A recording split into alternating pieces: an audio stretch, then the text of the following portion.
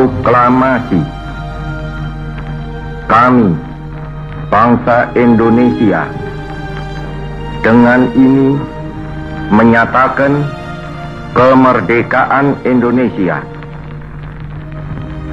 Hal-hal yang mengenai pemindahan kekuasaan dan lain-lain diselenggarakan dengan cara saksama dan dalam tempo yang sesingkat-singkatnya.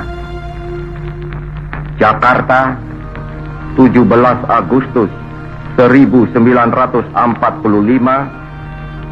atas nama bangsa Indonesia, Soekarno, Hatta.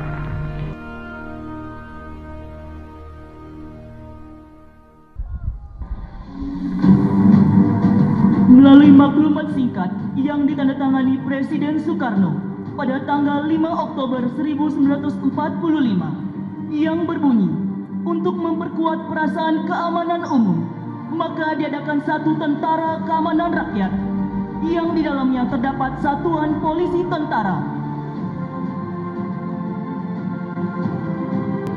Pada tanggal 23 Desember 1945, Maijen R. Suharjo Haryo-Wardoyo selaku Komandan Sumatera membentuk Resimen 3 TKR, Tentara Keamanan Rakyat Lampung, dan sekaligus menandakan berdirinya polisi tentara pertama di Lampung.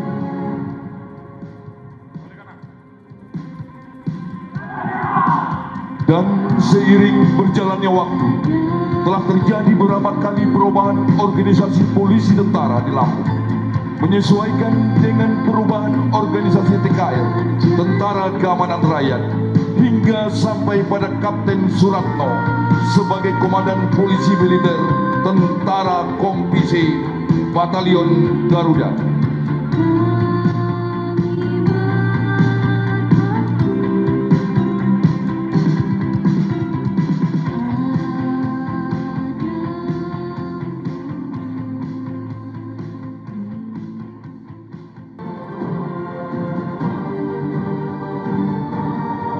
Pada tahun 1948, Belanda yang memboncengi sekutu ingin menguasai kembali kekuasaannya di seluruh wilayah Indonesia.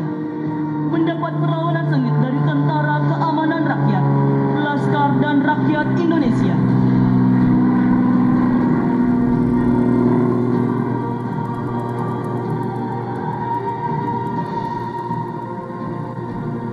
Termasuk di wilayah Lampung, Belanda mendarat di Lampung melalui Pelabuhan Panjang pada tanggal 1 Januari 1949 pada pukul 06 pagi.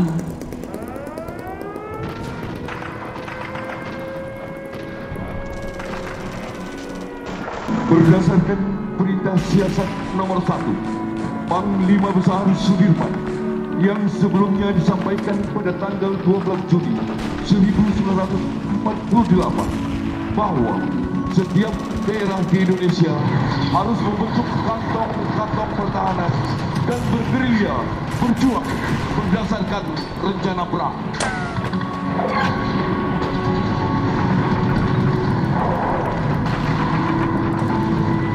Hingga awal bulan Januari 1949, Belanda memulai penyerangan di kota Metro, Lampung. Namun mendapat perlawanan dari CPM Kompi bersama Tentara Keamanan Rakyat dan Laskar. Hal ini membuat pasukan Belanda mundur kembali ke Tanjung Karang. Pada tanggal 16 sampai dengan 18 Januari 1949, serangan belasan Belanda memaksa mundur Komando Subteritorial Lampung beserta CPM Kompi ke Princeu. Tak sedikit korban dari CPM, TKR, Tentara Keamanan Rakyat, Laskar yang telah gugur bersama masyarakat. Dengan gencarnya perlawanan dari CPM Kompi membuat Belanda geram hingga melancarkan serangan secara brutal, dan tidak sedikit rakyat yang menjadi korban.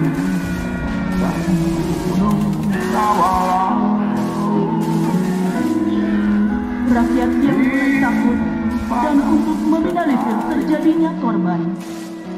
Maka rakyat memilih untuk mengungsi ke wilayah yang lebih aman. Ibu sedang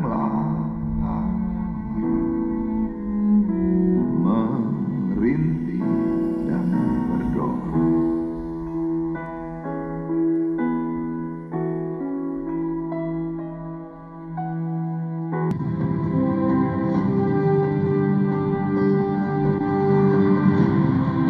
Demi mempertahankan kedaulatan Republik Indonesia, tak henti-hentinya CPM Kompi-C melakukan perlawanan dan penghadangan terhadap patroli pasukan Belanda.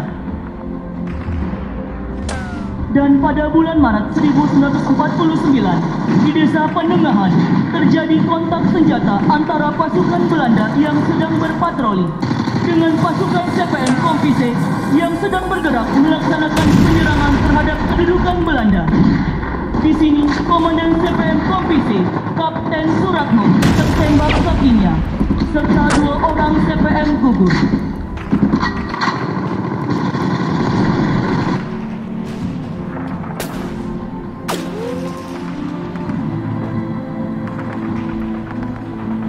Pertengahan bulan Maret 1949, pasukan Piligis, pasukan bentukan Belanda, ditugaskan untuk bertemu dan membunuh Kapten Suratno, namun gagal.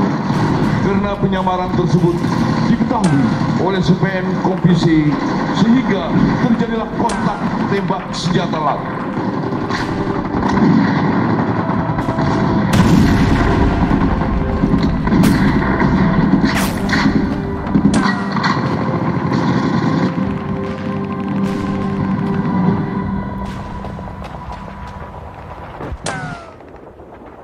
Sekitar bulan Juli 1949, CPM Kompi-C mengirim anggota intelijen sebagai delegasi untuk berunding secara rahasia dengan Belanda, yang hasilnya seorang Koninklijk Leger dan 2 orang Koninklijk Nederlands-Indisch Leger Belanda membelot bergabung ke CPM Kompi-C dengan membawa senjata mesin ringan jenis Brand dan Sten gun serta beberapa pucuk senapan short magazine Lee Enfield.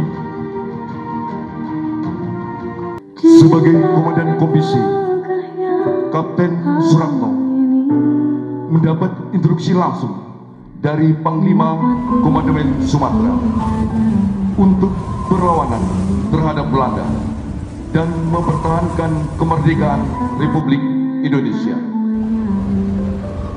Kapten Suratno, pertahankan kemerdekaan ini sebulan-bulannya. Tidak ada sejengkal tanah pun kamu berikan kepada Belanda. Jangan takut akan gertakan-gertakan dari mereka. Kita perjuangkan kemerdekaan ini sampai titik darah penghabisan. Kerjakan.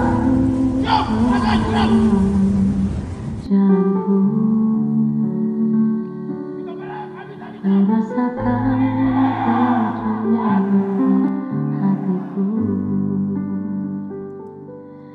Jangan biarkan dawa ini pergi.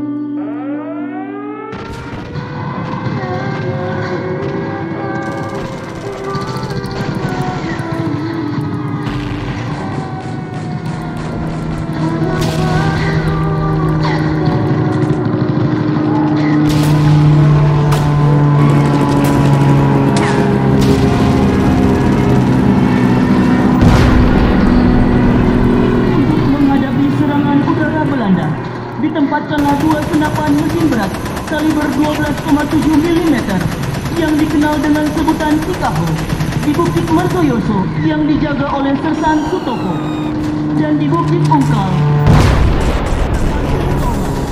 yang berhasil menghalau pesawat Belanda sehingga mengakibatkan salah satu pesawat tersebut mendarat darurat di lapangan terbang Branti.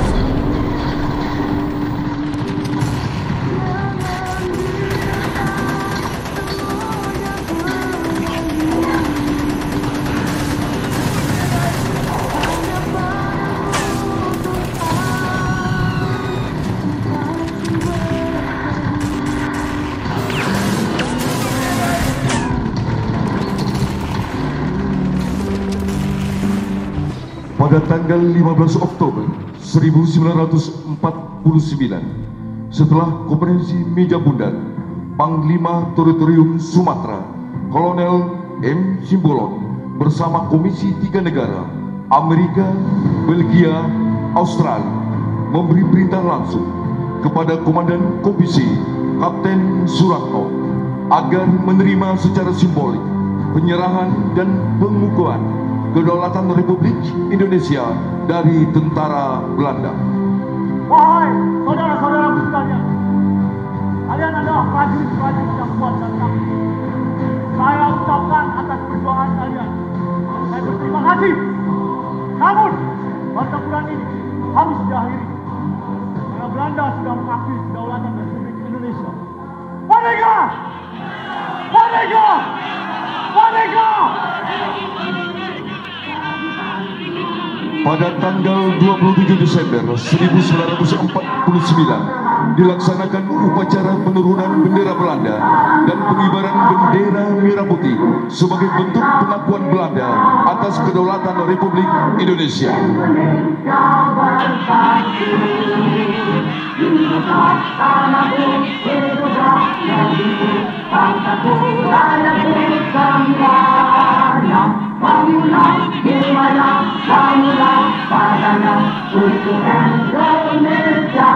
Sebagai tanda perjuangan polisi militer Angkatan Darat, maka pada tanggal 5 Juni 2024 bertempat di Primseu diresmikanlah pemugaran Monumen Perjuangan Polisi Tentara oleh Bapak Kepala Staf Angkatan Darat Jenderal TNI Maruli Simanjuntak.